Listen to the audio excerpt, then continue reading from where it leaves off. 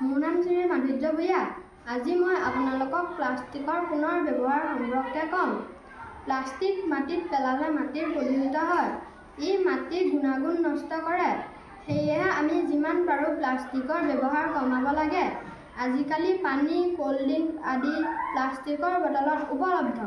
এই বটলবোৰ পেলাই নিদি তাক এনেদৰে প্লাষ্টিকৰ এটা পেলনীয়া বটলে ফুলদানি সাজিছোঁ।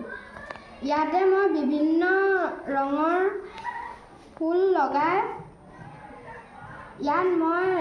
ফুল লগাইছোঁ। এই বটলটো পেলনীয়া বটল। ইয়াত মই ৰঙীন কাগজে ফুল লগাই ধুনীয়াকৈ টেবুলত সাজিব পৰাকৈ ফুলদানি এটা বনালোঁ। ঠিক এনেদৰে অন্যান্য বস্তুও বনাব পাৰি। ধন্যবাদ।